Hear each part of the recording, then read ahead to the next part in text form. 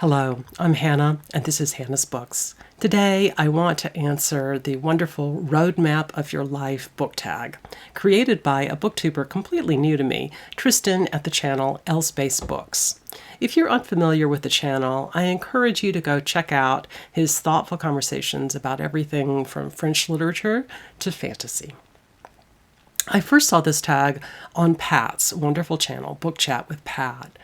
As I was watching, I kept thinking about how much I wanted to do this tag right away, even though I have a ridiculous backlog of other extremely interesting tags that people have been kind enough to tag me for. You can't imagine how pleased I was at the end of Pat's version of the Roadmap tag to find out that she had tagged me. I had not realized that before. So I'm skipping ahead to this tag just for today. There are only 2 prompts for this tag, but the first one is fairly comprehensive. Here it is. What is a book that reminds you of or takes place in each place that you've lived? This could mean country, state, province, city or town, or apartment or house. Just come up with a book that really resonates with you and the time you spent in each place where you've had a mailing address.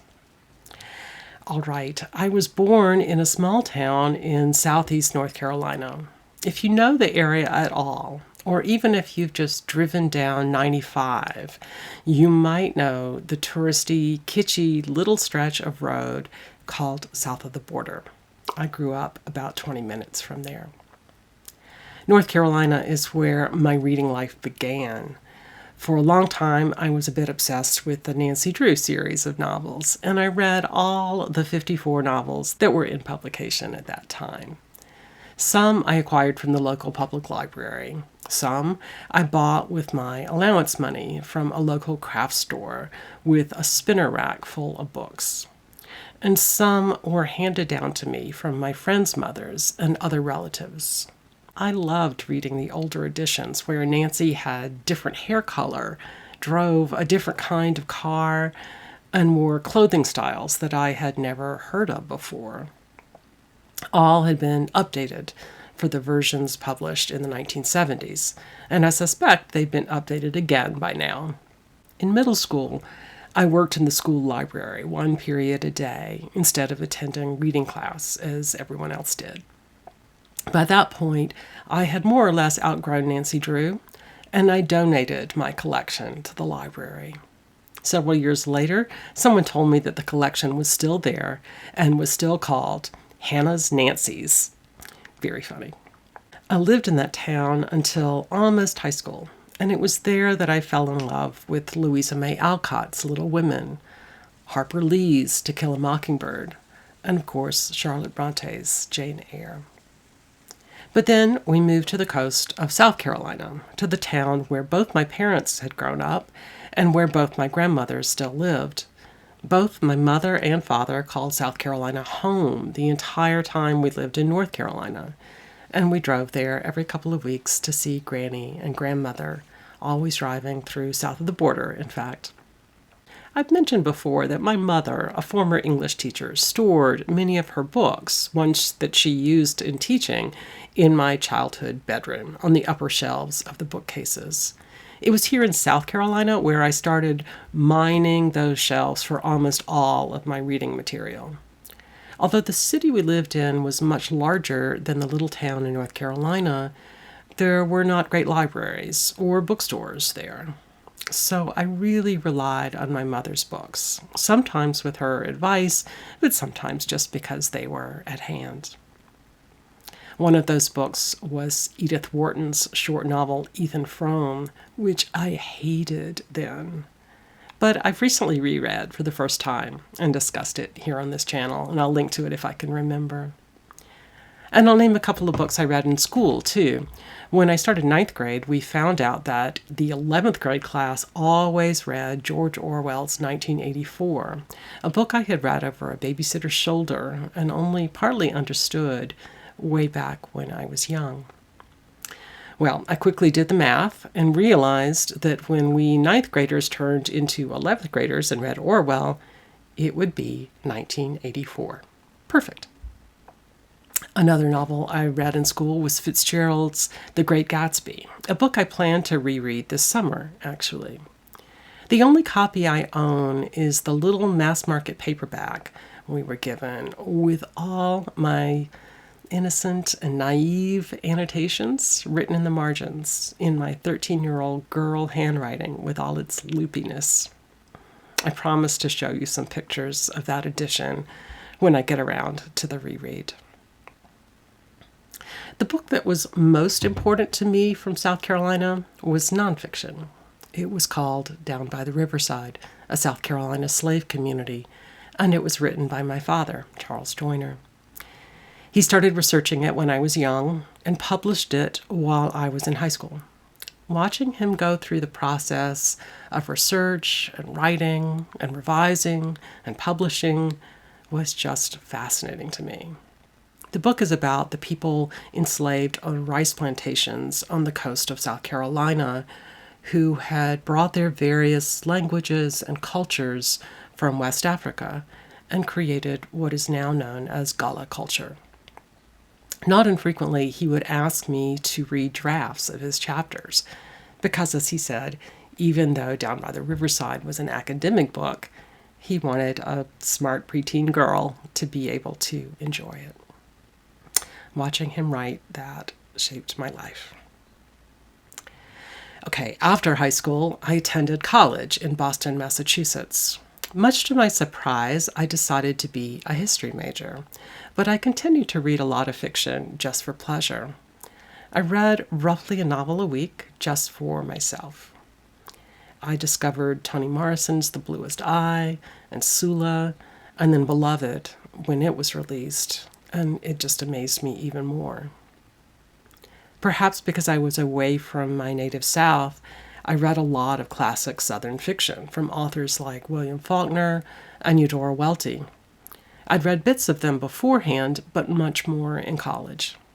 I went on a Gail Godwin kick, reading everything of hers. And wildly, I think she has a new book coming out very soon, which I'm sure I'll pick up too.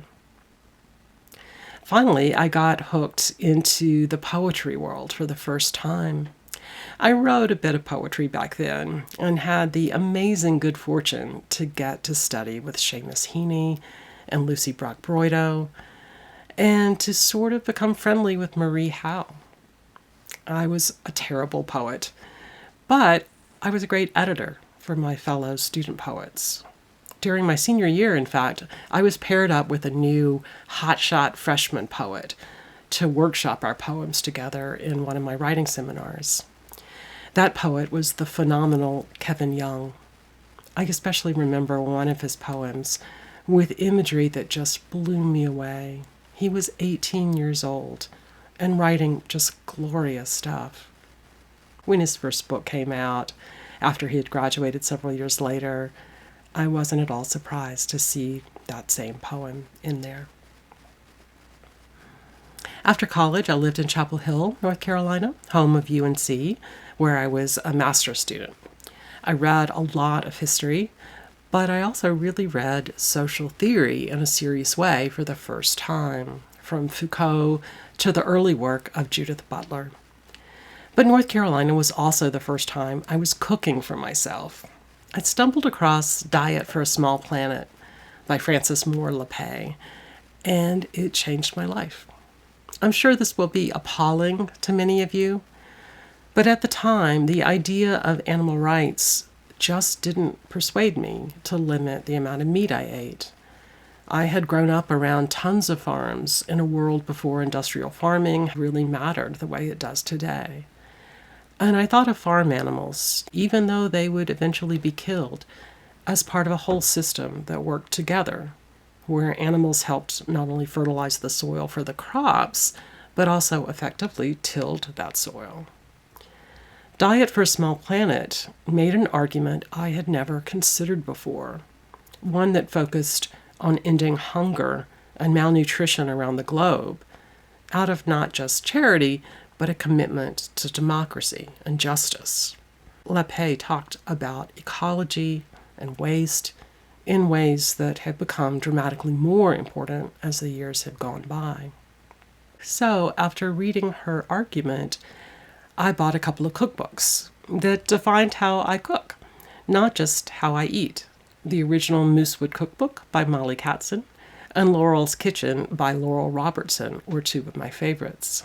Most of the recipes I use now come from books like the works of Yota Motolingi or whatever, but Molly and Laurel are at the heart of a lot of my basics. In fact, I've been trying to figure out how to make a vlog sometime, and perhaps I'll share my favorite whole wheat blueberry muffins inspired by Laurel all those years ago with you.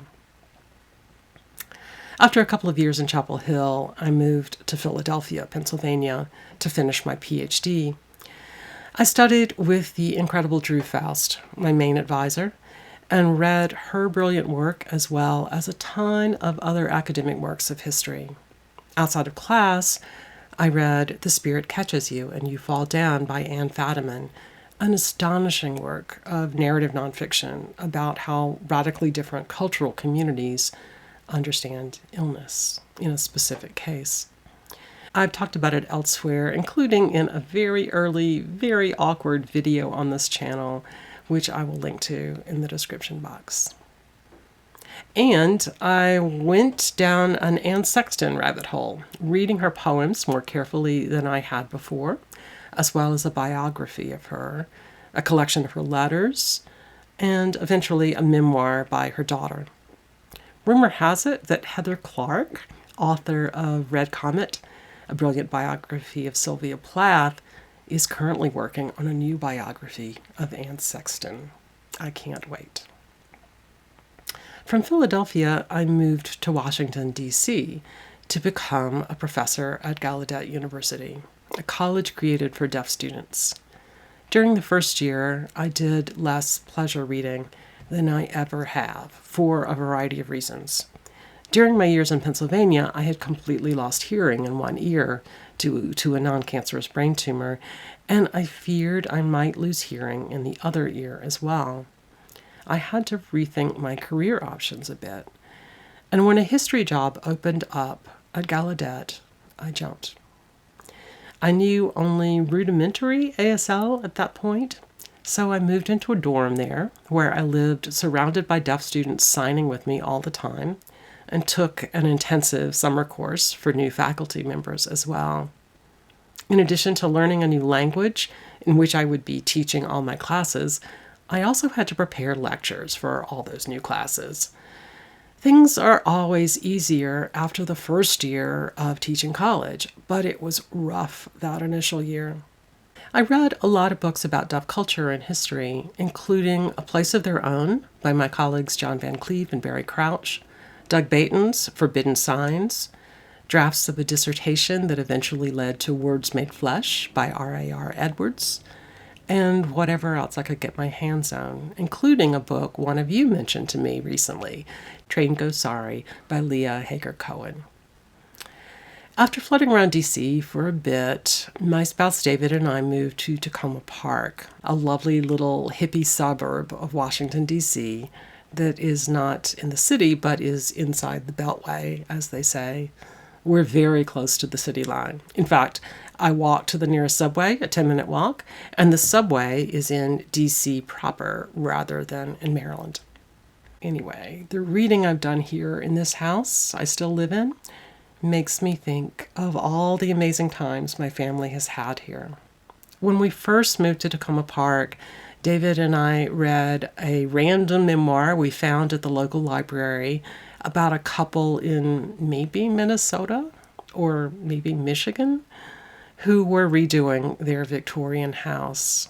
We read it to each other as we worked on a cross-stitch sampler. I would read aloud while he stitched, and then we would trade. He'd hand me the needle and thread, and I'd hand him the book. We promptly forgot the name of the book, although we loved it and never finished the cross-stitch sampler. It wasn't long before we were reading What to Expect When You're Expecting, and then May Gaskin's Spiritual Midwifery.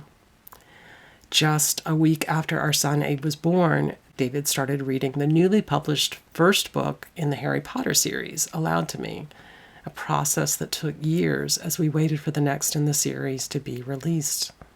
And then later, we read them to Abe when he was old enough. We loved Brian Hall's Madeline's World, about how Hall's toddler began to come into her own, right as we were watching our own toddler come into his own. And by the time Abe was about 6 years old, a local high school-aged homeschooler indoctrinated our own son into a love for Shakespeare, a love which transformed all of our lives. I'll skip over a bunch of years here, but one of the last books we read together was Margaret Wrinkle's Late Migrations. This time, with David lying in the hospice bed we set up in the dining room, I read it to him. It was the book I read him on the evening he died, and right afterwards, too. The first anniversary of his death is coming up in a few weeks, and I'm planning to read Wrinkle's book again to keep me company. Okay, time for the second tag prompt. Since a road map not only shows you where you've been, but also where you're going, what is a book that reminds you of or takes place in your next destination, or a place you'd like to live in? Last October, 2 of my friends invited me to spend a week with them in their family's old cabin in Maine, quite near Acadia National Park. It was a wonderfully calm and healing time for me, surrounded by cool air and a beautiful landscape, and loving friends who had known David just as well as they knew me. I brought a little volume of Sarah Orne Jewett's gentle episodic novel that takes place in Maine, The Country of Pointed Firs, to read, and I was moved by it and fascinated by it, for reasons that might not move or fascinate everyone. I took lots of pictures of Maine, and I have a lot to say about Jewett, too, but I still haven't put that video together months later. I will at some point, and I'm hoping I can finagle an invitation to join my friends again there this autumn. Okay, all that's left to do is tag people. Before I do that, let me mention a couple of versions of this tag I saw early on and really loved. Marilyn Maya Mendoza's version and James's version over at Quaint and Curious Volumes. Both booktubers have terrific channels, and I encourage you to go watch their versions of the tag and also the rest of their back catalogs if you don't already know their channels. As for tagging, I would love to see Roz at Scally-Daddling About the Books do this tag, and perhaps Brian at Bookish too. David Novak reads poetry. Catherine at Taking Tea with Catherine. Justin at Triumphal Reads, who might talk about Maine and Acadia National Park, which I just mentioned. How about Renee at Left-Handed Reader, if you're up for responding to a tag? A few others, Mark at Book Time with Elvis, and Jim at Jim's Books, Reading, and Stuff, both of whom might have quite interesting answers. And finally, I want to tag Steve Donoghue, who has lived all over the world. Mostly, I'm hoping to get to watch the lengthy video he might have to make just to answer question number 1. Okay, that will do it for today. Thank you so much for creating this excellent tag, Tristan, and thanks to Pat for tagging me. And thanks to all of you for joining me today here on Hannah's Books. See you soon.